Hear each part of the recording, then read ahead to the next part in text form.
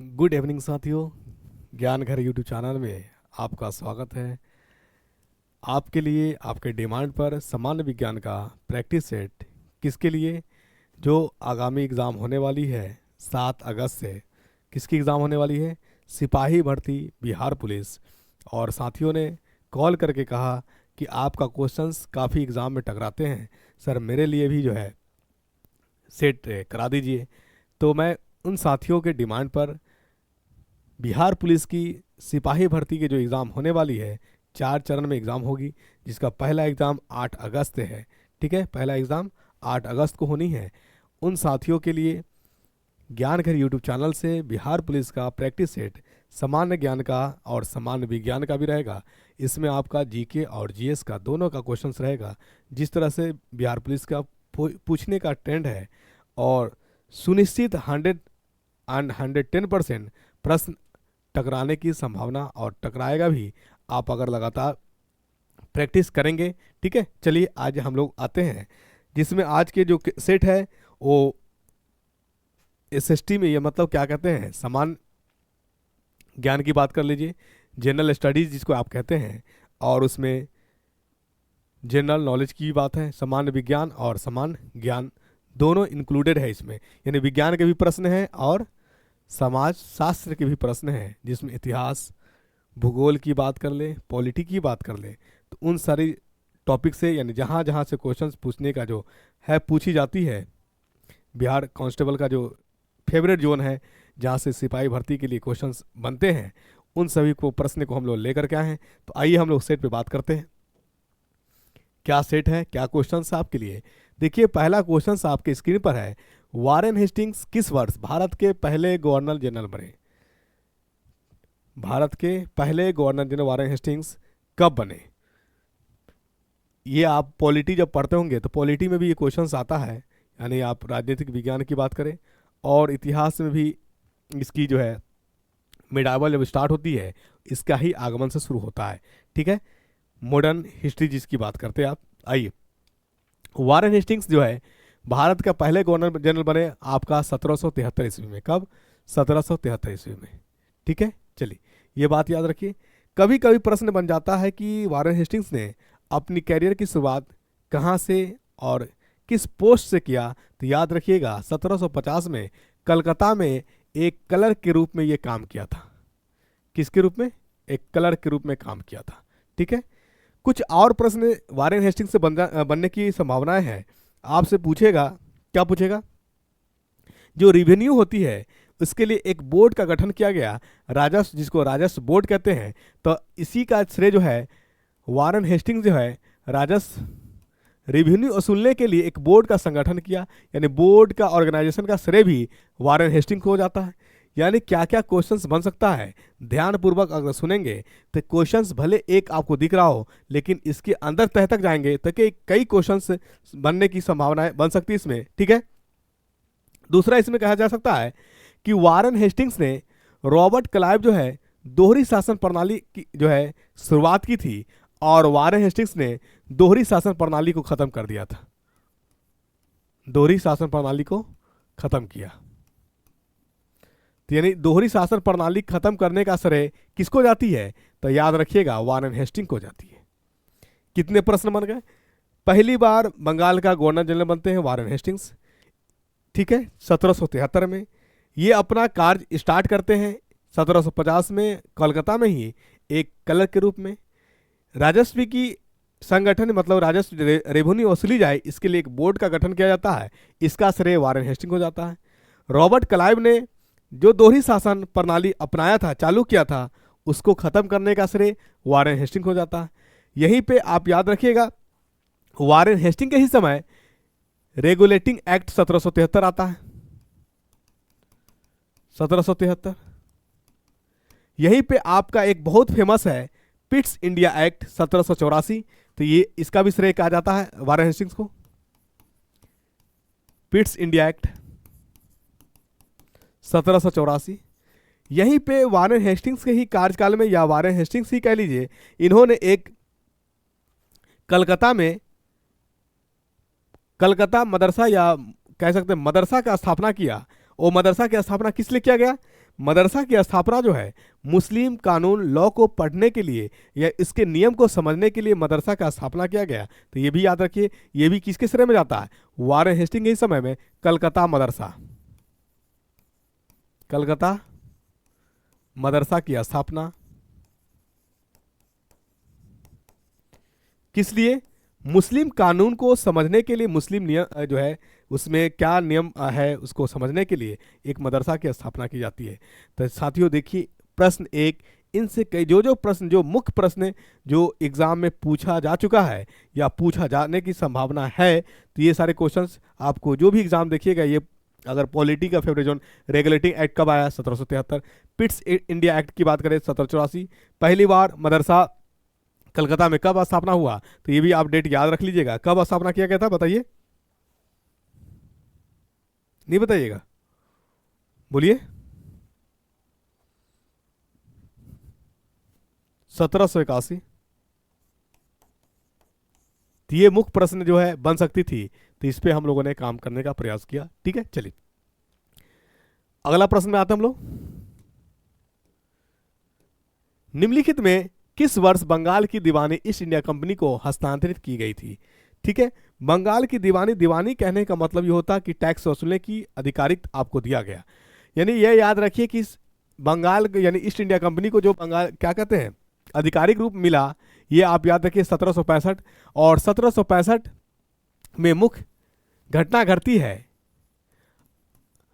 शाह आलम द्वितीय और मीर कासिम के बीच, जिसको इतिहास में बक्सर की युद्ध से जाना जाता है। जो ये बक्सर में एक जगह है चौसा, जो घटती है घटना ये 1764 में। और इस घटना में विजय होता है अंग्रेज का, और अंग्रेज का विजय होने के कारण ही उसका वर्चस्व बढ़ जाता है भारत के अंदर।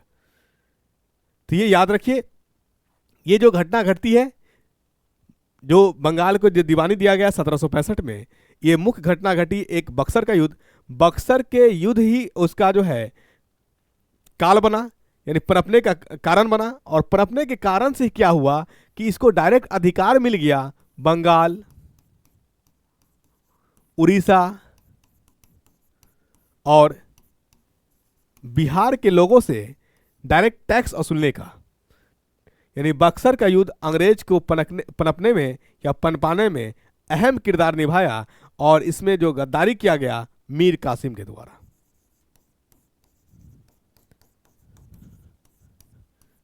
ठीक है, चलिए तो ये क्वेश्चंस आपके स्क्रीन पे जो क्लियर है समझ में, यानी हम लोग समझते चलेंगे हर एक चीज को। अगला प्रश्न आता है हमारा, एंग्लो मैसूर युद्ध के पश्चात ईस्ट इंडिया कंपनी ने बंगाल के राज्यपाल के रूप में किसे नियुक्त किया? तो सबसे पहले मुझे जानना है कि एंग्लो मैसूर युद्ध हुआ कब। अगर ये डेट याद होगा तो उस समय के आपका गवर्नर जनरल याद हो जाएगा। 1767 से 1769 के बीच में होता है, 1769 के बीच होता है। उस समय आपका जो गवर्नर जनरल रहता है कौन रहता है? वारेन हेस्टिंग्स रहता है। कौन रहते हैं? वारेन हेस्टिंग्स, ये याद रखिएगा। ठीक है, वारेन हेस्टिंग्स के कौन कौन मुख्य बातें याद आपको याद रखना जो एग्जाम में पूछती है। वारेन हेस्टिंग्स ने ही कलकत्ता में मदरसा की स्थापना किया गया। वारेन हेस्टिंग के ही समय रेगुलेटिंग एक्ट आती है। वारेन हेस्टिंग के ही समय पिट्स इंडिया एक्ट 1784 आती है। ठीक है, और वारेन हेस्टिंग्स ने ही रॉबर्ट क्लाइव द्वारा जो दोहरी शासन प्रणाली थी उसको क्या किया, बोलिए, समाप्त किया। और राजस्व बोर्ड का जो है स्थापना का श्रेय वारेन हेस्टिंग्स को जाता है, ये याद रखिएगा। यहाँ पे एक क्वेश्चन आता है रॉबर्ट क्लाइव। तो रॉबर्ट क्लाइव के बारे में बस एक बात याद रखिए कि सिविल सेवा का जो है बुनियाद रखने वाले आपका रॉबर्ट क्लाइव है। ठीक है, इन्होंने दोहरी शासन प्रणाली लाया, इन्होंने दोहरी शासन प्रणाली लाया। ठीक है, चलिए तो ये एंग्लो मैसूर युद्ध जो है वारेन हेस्टिंग के कार्यकाल में घटता है 1767 से लेकर के 1769 के बीच। ठीक है, चलिए अगला प्रश्न आते हैं हम लोग। 1773 से 1785 तक ब्रिटिश भारत के पहले गवर्नर जनरल कौन थे? तो पहले गवर्नर जनरल आपका क्या है? वारेन हेस्टिंग्स है। एक प्रश्न आपसे यह भी बन सकता है कि मुक्त भारत का पहले और अंतिम वायसराय कौन है? तो याद रखिएगा सी गोपालाचारी, चक्रवर्ती गोपालाचारी, गोपालाचारी। मुक्त भारत,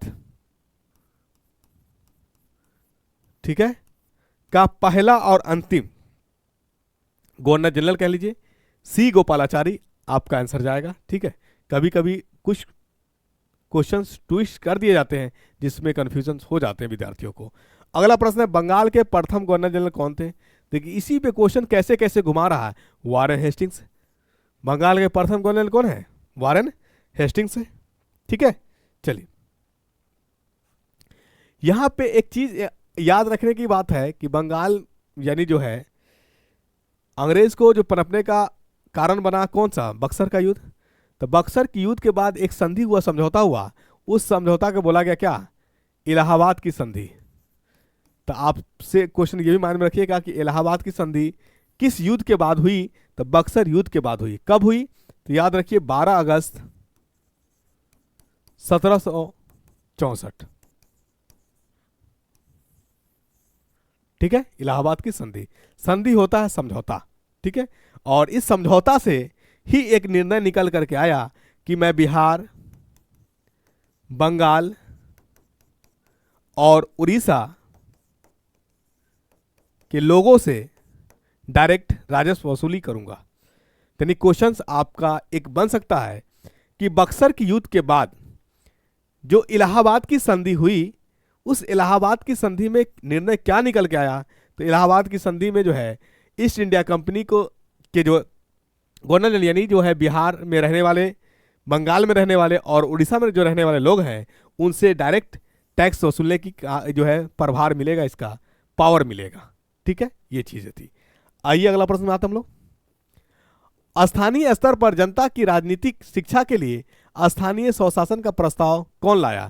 तो यदि अच्छा प्रस्ताव लाने वाला स्थानीय प्रशासन का शासन का श्रेय लॉर्ड रिपन को जाता है। किसको जाता है? लॉर्ड रिपन को जाता है। लॉर्ड लिटन ये भारत को लूटने का काम किया। लॉर्ड रिपन को भारत के लिए एक अच्छा गवर्नर जनरल के रूप में देखा गया और इन्होंने भारतवासियों के लिए अच्छा अच्छा काम किए। यहीं पे बात करेंगे हम लोग लॉर्ड मेयो की। तो लॉर्ड मेयो का भी काम कुछ अच्छा रहा। क्या, किस काम में रहा? भूमि सुधार। भूमि सुधार का श्रेय लॉर्ड मेयो का जाता है। दूसरा, कृषि से संबंधित जो भी गतिविधियां थी, इसका भी श्रेय लॉर्ड मेयो को जाता है। और तीसरी आगे बात अगर करेंगे हम लोग वाणिज्य की, कॉमर्शियल की बात करें, बिजनेस वाली, तो ये चीज भी आपका यही जाता है। यानी कृषि जो है, कृषि संबंधित, कॉमर्शियल, वाणिज्य संबंधित या भूमि सुधार का श्रेय, ठीक है, ये किसका क्रेडिट है? लॉर्ड मेयो का क्रेडिट है। स्थानीय शासन जो है, स्थानीय स्तर पर जनता का शासन हो, जनता के राजनीतिक प्रभार मिले, इसके लिए आपका जो है श्रेय लॉर्ड रिपन को जाता है। इसलिए लॉर्ड रिपन को जो है जाना जाता है किस नाम से? बोलिए। लॉर्ड रिपन को जाना जाता है स्थानीय स्वशासन प्रणाली के नाम से, जो 1782 की बात करते हैं। तो 1782 में कुछ ऐसा घटना घटती है। ठीक है, चलिए स्थानीय 1782 नहीं कहेंगे, सॉरी 1882 कह ले तो चलेगा। 1882। बस कुछ कुछ बातें याद रखिए जिससे आपको क्वेश्चन करने में आसानी हो। अगला क्वेश्चन है तालीकोटा। तालीकोटा की लड़ाई के बाद विजयी सेनाओं ने निम्नलिखित में से किस शहर को लूट लिया था? तो सबसे पहले जानिए कि तालीकोटा किसके किसके बीच हुआ ये युद्ध और कब हुआ। तो कब हुआ तो ये याद रखिए 1565 में हुआ। ठीक है, 1565 में हुआ। किसके किसके बीच हुआ? बोलिए।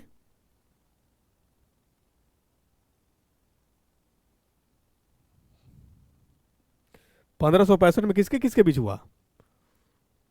बोला जाए।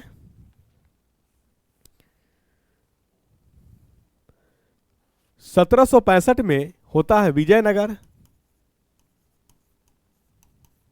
साम्राज्य और दक्कन सल्तनत के बीच, जिसपे अंग्रेजों द्वारा विजयनगर पे आक्रामक हमला होती है और विजयनगर को लूट लिया जाता है। अब सवाल आता है कि दक्कन सल्तनत में कौन कौन प्रांत शामिल थे? तो दक्कन सल्तनत में आप गोलकुंडा कह लीजिए, ये शामिल है। ठीक है, आप कहें अहमदनगर, ये शामिल है। बीजापुर कहिए, शामिल है। ठीक है, तो यानी हमारा जो है आंसर, तालिकोटा की लड़ाई के बाद विजयी सेनाओं ने निम्नलिखित में से किस शहर को लूट लिया? तो आपका आंसर आना चाहिए इकलौता विजयनगर को लूट लिया गया। ठीक है, क्योंकि गोलकुंडा, अहमदनगर और बीजापुर ये तीनों के तीनों किसका भाग है? ये तीनों के तीनों दक्कन सल्तनत का भाग है। ठीक है, यानी तालिकोटा का युद्ध होता कब है? 1565 में होता है। किसको लूट लिया जाता है? तो लूट लिया जाता है विजयनगर को। ठीक है, होता किसके किसके बीच है? तो विजयनगर साम्राज्य और दक्कन सल्तनत के बीच होती है। हार किसकी होती है? विजयनगर की होती है। ठीक है, आइए अगला प्रश्न। रैयतवाड़ी बंदोबस्त जिसमें काश्तकारों को सीधे सरकार को वार्षिक कर चुकाना पड़ता था, शुरुआत में निम्नलिखित में से किस प्रांत में शुरू किया गया था? यह शुरू किया गया आपका मद्रास और बॉम्बे के बीच। मद्रास और बॉम्बे के बीच पहली बार रैयतवाड़ी बंदोबस्त कब लाई गई? तो 1792 में लाई गई। कब लाई गई? 1792 में, जिसका पहला शिकार हुआ मद्रास प्रांत और बॉम्बे। ठीक है, चलिए अगला प्रश्न है आपका। मगध महाजन पद नदियों से घिरा हुआ है। यहां पे बात आती है महाजन पद। तो जनपद पहले समझिए, जन और पद दो चीज से मिलके हुआ है कि जहां पे जनता का पर होगा उसको हम लोग जनपद कहेंगे, और उस जनता में से जहां जनता वास कर रहे हैं उस जनता में से कोई एक जनता को जनता द्वारा चुन लिया जाए, जो उन सभी जनता को क्या करें? अपने से नीचे को कंट्रोल करे, उसी को कहा जाता है महाजन पद। क्या कहा जाता है? महाजन पद। कोई नई चीज नहीं है। तो ये महाजन पद जो है, सबसे बड़ा महाजन पद आपका मगध है, और मगध घिरा हुआ है गंगा नदी और सोन नदी से। गंगा और सोन नदी से घिरा हुआ है। तो इसका आंसर आपका कौन होगा बताइए? है का option D number is the correct answer. अगला प्रश्न आपका है, निम्नलिखित में से किसे दिल्ली के सुल्तान बलबन के विरुद्ध विद्रोह किया? किसने? निम्नलिखित में से किसने, कह दीजिए, दिल्ली के सुल्तान बलबन के विरुद्ध विद्रोह किया और स्वयं को 1279 में बंगाल का स्वतंत्र शासक घोषित किया? याद रखिए, इसका नाम है तुगरिल बेग। क्या नाम है? तुगरिल बेग। बात आती है कि नसीरुद्दीन महमूद और बुगरा खान कौन है? तो नसीरुद्दीन महमूद और बुगरा खान जो है ये बलबन के पुत्र हैं। नसीरुद्दीन जो है, महमूद जो है ये बड़ा बेटा है, और बुगरा खान जो है ये छोटा बेटा। इतिहास में मोहम्मद खान ने भी विरोध किया था लेकिन इसमें इतिहास में एक समृद्ध साक्ष्य नहीं मिल पाता, जिसके वजह से मोहम्मद खान को नहीं लिया जाता है, और तुगरिल खान का जो है, तुगरिल बेग का एक प्रमाण साक्ष्य है। इसलिए बलबन के विरुद्ध स्वतंत्र सल्तनत बनाने वाले तुगरिल बेग को ही श्रेय जाता है, और आंसर आपका इकलौता यही होगा। ठीक है, चलिए फर्गुसन कॉलेज की स्थापना से कौन संबंधित है? तो याद रखिए, फर्गुसन कॉलेज की स्थापना जो होती है ये कब होती है? किसके द्वारा होती है बाबू? ये जो होती है फर्गुसन कॉलेज की स्थापना Deccan education society, Deccan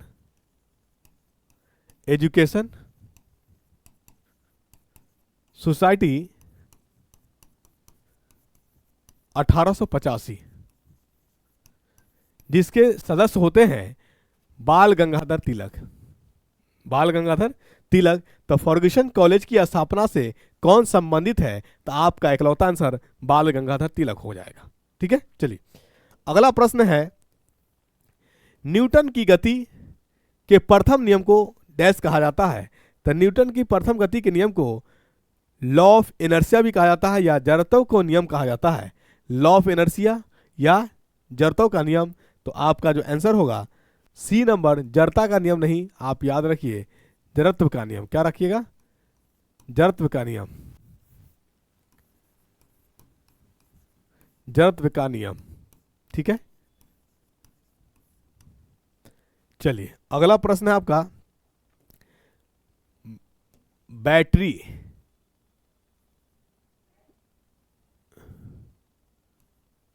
battery में किस प्रकार का ऊर्जा रूपांतरण होता है? तो बैटरी एक प्रकार का रासायनिक, केमिकल, ठीक है, और रासायनिक से ये बनाएगा, आपका देगा, बल्ब को ग्लो कराएगा, या आपका वॉइस में, यानी आपको जो है ना इलेक्ट्रिक यानी केमिकल से विद्युत एनर्जी की तरफ रोटेट कराता है, ट्रांसफर कराता है, तो आप कह सकते हैं जो बैटरी होती है उसमें केमिकल एनर्जी होती है और वह केमिकल एनर्जी कन्वर्ट होता है विद्युत ऊर्जा में। किसमें? विद्युत ऊर्जा में। ठीक है, चलिए, तो आंसर क्या हो जाएगा? रासायनिक ऊर्जा, विद्युत ऊर्जा, यानी बी नंबर आपका करेक्ट आंसर है। 15 नंबर क्वेश्चन क्या कह रहा है?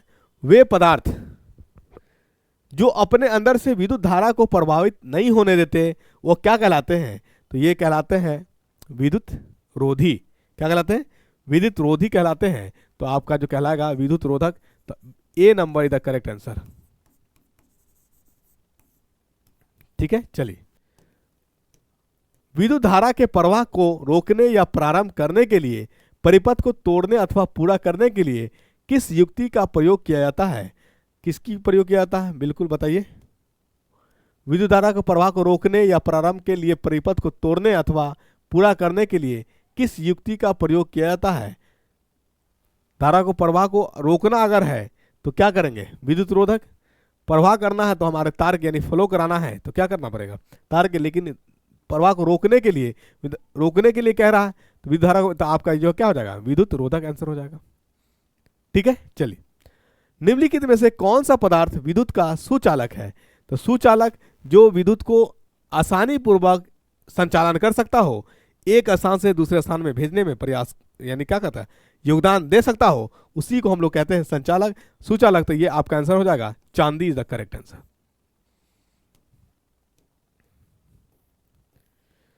जिस प्रतिबिंब को पर्दे पर प्राप्त नहीं किया जा सकता उसको हम लोग कहते हैं आभासी प्रतिबिंब। क्या कहते हैं? वर्चुअल, यानी जो होता है हमारे पास काल्पनिक जो प्रतिबिंब होता है, उस प्रतिबिंब को हम पर्दे पे नहीं उतार सकते। जो हमारा वास्तविक प्रतिबिंब है, रियल प्रतिबिंब है, उसको हम लोग पर्दे पे उतारेंगे। तो आपसे पूछा कि जिस प्रतिबिंब को पर्दे पर प्राप्त नहीं किया जा सकता वो कहलाता हमारा आभासी प्रतिबिंब। ये हमारा वर्चुअल इमेज है।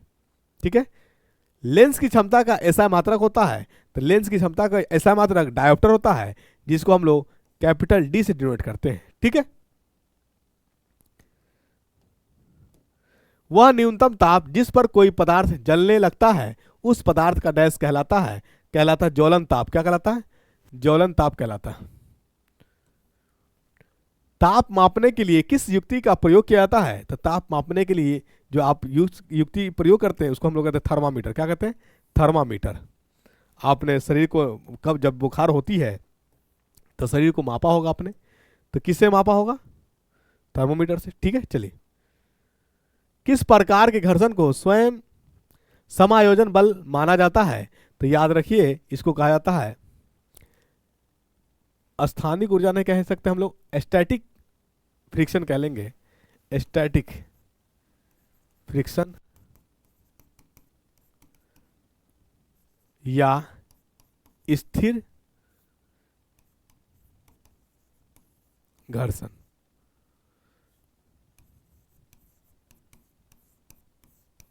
ठीक है, चलिए, डैश तब बनते हैं जब कोई अपारदर्शी वस्तु प्रकाश के मार्ग में आती है, यानी छाया तभी बनेगा जब आपके तरफ प्रकाश आएगी और आप, यानी जो है आपकी शरीर उस प्रकाश को पार नहीं करने देगी तो एक शैडो बनेगा। जब आर पार हो ही जाए तो फिर शैडो नहीं बनेगा। ठीक है, छाया की बात कर रहा है, शैडो छाया ही से संबंधित है। तो आपका जो है 23 का ए नंबर द करेक्ट आंसर। किसी वस्तु की गति की मूल इकाई है, गति की मूल इकाई आप जानते हैं, गति जो होता है मीटर, यानी दूरी बटे समय होता है, और दूरी का मात्रक आप जानते हैं मीटर होता है, और समय का मात्रक जानते हैं सेकेंड होता है। यानी गति का जो ऐसा मात्रक हो गया मीटर प्रति के सेकेंड, मीटर प्रति के सेकेंड। तो आपका आंसर क्या हो जाएगा? मीटर प्रति second, D number the correct answer. ठीक है, चलिए, अगला प्रश्न है तन या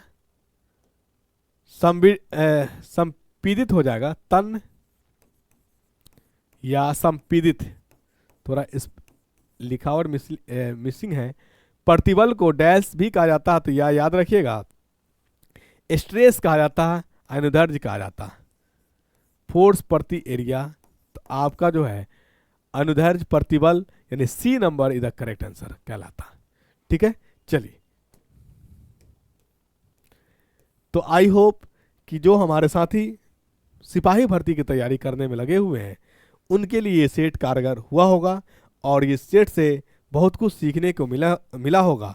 जैसा मैं महसूस कर पाया, अगर आपको कुछ सीखने को मिला, जैसे हिस्ट्री की बात करें, जो डिस्कशंस हुई, जो क्वेश्चंस को एक्सप्लेनेशन किया गया, अगर किसी प्रकार की कोई आपकी गलती कुछ समझ में आया, आपको कि त्रुटि है, कुछ एरर है, तो प्लीज़ कमेंट करके बताएंगे। अगर एक्सप्लेनेशन आपको समझ में आया, अच्छा लगा, तो भी कमेंट करेंगे, नहीं अच्छा लगा तो भी कमेंट करेंगे, अच्छा लगा तो भी कमेंट करेंगे, क्योंकि बेहतर से बेहतर प्रयास रहता है, बेहतर से बेहतर कंटेंट देने का प्रयास रहता है। वो बातें बताई जाए जो आपको एग्जाम के लिए बेहतर हो, वह क्वेश्चन कराई जाए तो एग्जाम में पूछी जाए। ठीक है, तो अगर आपको कहीं कुछ एरर नजर आया, किसी तरह की कोई कमी नजर आई, तो प्लीज़ कमेंट करके बताएंगे, बेहतर करने का प्रयास किया जाएगा। Thank you so much. जय हिंद साथियों।